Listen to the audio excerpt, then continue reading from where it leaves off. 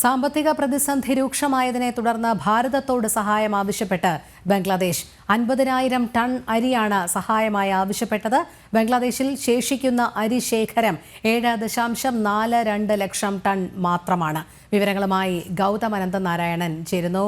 ഗൗതം, നമുക്കറിയാം വലിയ രീതിയിലുള്ള ഹിന്ദു വേട്ട, ഭാരത വിരുദ്ധ പരാമർശങ്ങൾ. പക്ഷേ ഈ സാഹചര്യത്തിൽ പോലും ഭാരതത്തോട് സഹായം ആവശ്യപ്പെട്ടിരിക്കുകയാണ് ബംഗ്ലാദേശ്.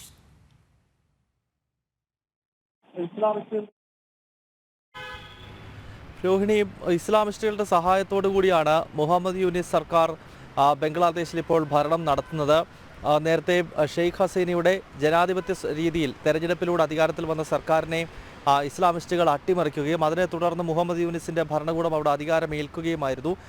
പക്ഷേ ഇപ്പോൾ ഈ ആഭ്യന്തര സംഘർഷം ഒരു ഭാഗത്ത്, അതോടൊപ്പം തന്നെ പണപ്പെരുപ്പം, അതുപോലെ ഈ ഭക്ഷ്യക്ഷാമം തുടങ്ങിയവ ബംഗ്ലാദേശിനെ വലിയ തോതിൽ വരിഞ്ഞു മുറുകുന്നു എന്നാണ് നമുക്ക് ലഭ്യമാകുന്ന റിപ്പോർട്ടുകൾ.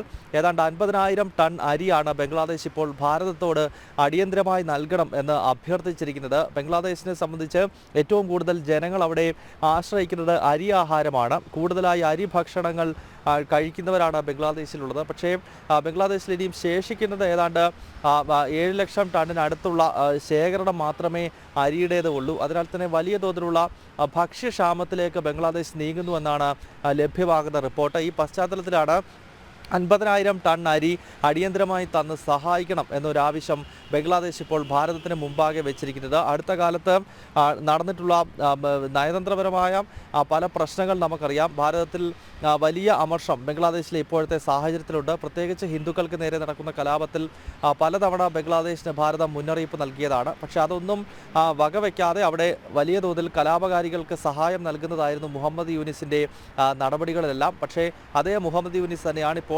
മറുഭാഗത്ത് ഭാരതത്തിന്റെ സഹായം അഭ്യർത്ഥിച്ച് രംഗത്തെത്തിയിരിക്കുന്നത്. രോഹിണി, ശരി, ഗൗതമാണ് വിവരങ്ങൾ നൽകിയത്.